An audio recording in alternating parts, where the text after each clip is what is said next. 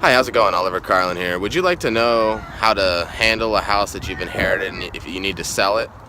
Well, stay tuned.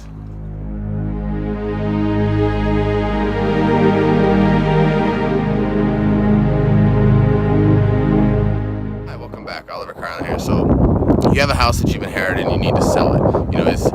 Is it any different than selling another house? I mean, when it comes to selling the house, it's really not going to be any different. The only time it'd be different is if the house was up in probate. If it's still in probate, then in that situation, yeah, the house would, like for example, the house wasn't willed to anyone specifically, then the probate, they would actually have to go through and figure out, they'd go through and like auction it off and sell it, get approval from the court to do that, and then split up whatever they get for the house to the different beneficiaries that were listed at other places in the will. So, but if you've already got the house, then you don't need to worry about the probate process, in which case you're going to sell this house just like any other house that you would sell.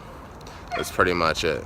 Now, there are some things to pay attention to when selling it. I mean, if you're going to sell the house, I do have tips on getting the house ready for sale. You can check that out on my blog.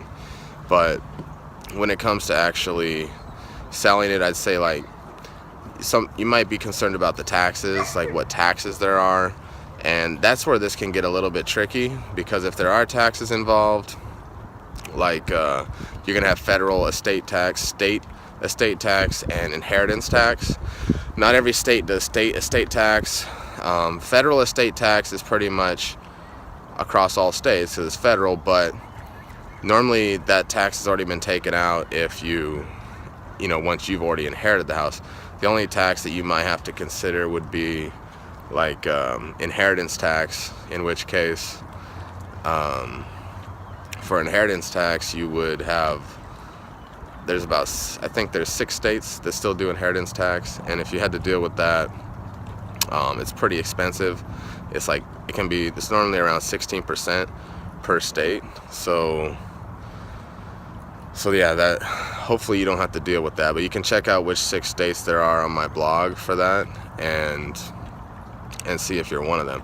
Now, once all the taxes out of the way, other than that, the only thing you're going to really have to deal with is probably the emotional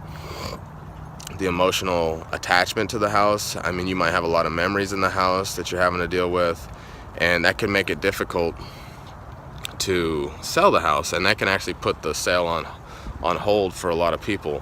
So what you're going to want to do there is, try to make the best decision you can. Try not to make decisions based on your emotions, because what you're going to have to do is declutter the house, depersonalize the house. There's a lot of stuff that goes into getting the house ready for sale, and just try to, if you can, just try to separate everything. Now, there's other ways to do it too. If you don't want to deal with it, you can always sell it to an investor. An investor will come in, they'll just buy the house as is and just take it off your hands. Now, the only issue there is they're not going to pay you full market value, because they're in the business of making money. So, but the advantage is you get to just get in and out of the house, and you don't have to deal with it. You can just turn it over to them. So that's pretty much your options there. You may run into other issues that can pop up, like if there's siblings, if you're having to split the inheritance with other siblings.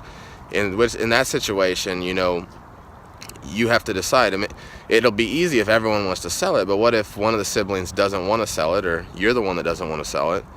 Then you have to say, well, okay, let's buy the other person out of their share, so that I can keep the house. So you would maybe get a mortgage to finance the house, and then pay off each person their share, and then you would own the house outright by yourself. So that's one way to do that if you're trying to do that. Now, you have to be careful though if you're keeping the house, because you can either keep this house, sell the house, or rent the house. If you're keeping the house without putting anyone in there, the house is going to fall apart, and end up never making any money on this house. It'll become a liability, because you got to think you also have taxes that you have to pay every year on a house. You have property tax, and then you have like home insurance fees.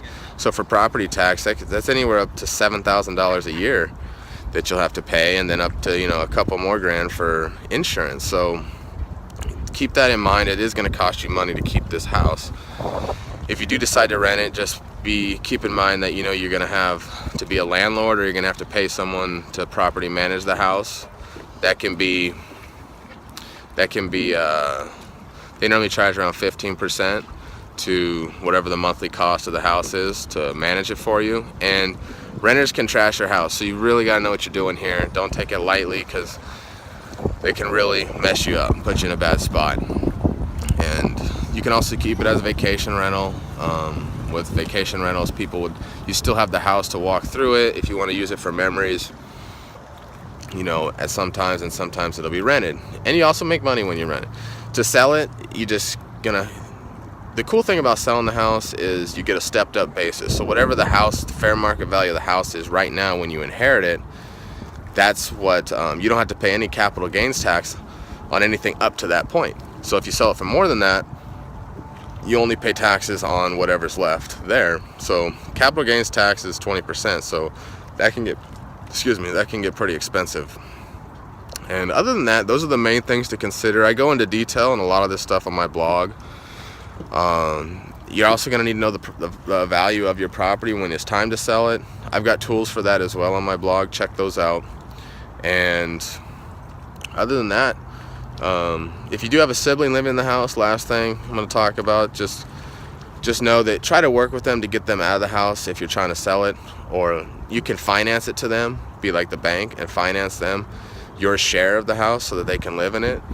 And there's different ways to do that. I go into details with that on my blog. You can always, worst case scenario, you take them to court and you get them a court order that you're allowed to sell that house. So that's probably worst case scenario, because that would really be damaging emotionally for somebody to do that. But anyway, if you find this information useful, please share it, like it, comment. I'd love to hear what you have to say about it, inheriting in a house. And other than that, take care. Check out my blog, and I wish you the best of luck on your house.